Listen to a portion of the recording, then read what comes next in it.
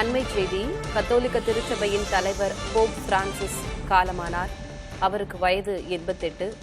தற்போது கூட வாட்டிகனில் ஈஸ்டர் செய்தியை அவர் வெளியிட்டிருந்தார். காசாவில் போரை உடனடியாக நிறுத்த வேண்டும் என்பதை தனது ஈஸ்டர் செய்தியாக அவர் தெரிவித்திருந்தார். இந்நிலையில் கத்தோலிக்க திருச்சபையின் தலைவராகிய போப் பிரான்சிஸ் உயிரிழந்திருக்கிறார்.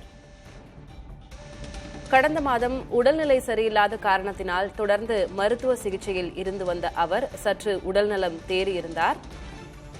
ஈஸ்டர் பண்டிகைக்கும் தனது செய்தியை அவர் வெளியிட்டிருந்தார். இந்நிலையில் போப் பிரான்சிஸ் காலமாகியிருக்கிறார் என்ற துயரச் செய்தி வெளியாகியிருக்கிறது. கூடுதல் விவரங்களை வழங்குவதற்காக செய்தியாளர் கணபதி இணைந்திருக்கிறார். கணபதி, முன்பாக உடல்நிலை சரியில்லாமல் இருந்தார். ஆனால் கடந்த புனித வெள்ளி, ஈஸ்டர் இந்த நேரங்கள்ல அவர் சற்று வெளியே வந்து பேசியதை நம்மால் பார்க்க முடிந்தது. காசாவில் போரை உடனடியாக நிறுத்த வேண்டும் என்பதை தனது ஈஸ்டர் செய்தியாக கூட அவர் பகிர்ந்திருந்தார்.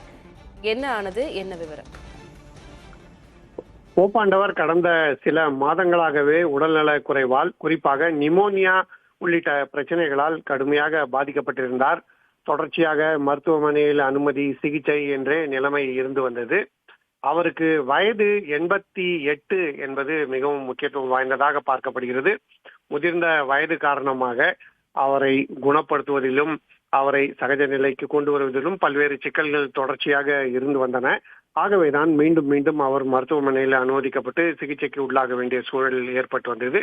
இந்நிலையில் தான் தற்போது அவர் உயிரிழந்து விட்டார் என்கிற துக்கமான செய்தி வெளிவந்திருக்கிறது. உலகம் முழுவதும் உள்ள கிறிஸ்துவ சமுதாயத்தை சேர்ந்த மக்கள் மிகவும் மதிக்கப்படும் போப்பாண்டவர்.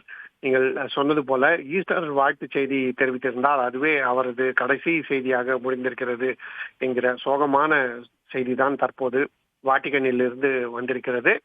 கடந்த சில நாட்களாகவே உடல்நிலை பாதிக்கப்பட்டிருந்த நிலையில் பல முறை அவர் மிகவும் மோசமான உடல்நிலையில் இருந்து தேறி மீண்டு வந்தார் என்பது குறிப்பிடத்தக்கது. பல முறை மீண்டு வந்த அவர் இந்த முறை மீள முடியாமல் உயிரிழந்திருக்கிறார் என்கிற சோகமான செய்திதான் தற்போது வெளிவந்திருக்கிறது திலகவதி.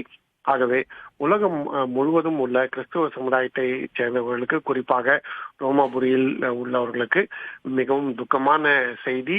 அடுத்த போப்பாண்டவரை விரைவாக தேர்ந்தெடுக்க வேண்டும் என்கிற கட்டாயம் போன்ற பல்வேறு சம்பிரதாயங்கள் தற்போது இருக்கின்றன. ஆகவே பல முறை மோசமான உடல்நிலையில் இருந்து மீண்டு வந்த போப்பாண்டவர் இந்த முறை மீள முடியவில்லை என்கிற சோகமான செய்தி தற்போது வந்திருக்கிறது திலகவதி.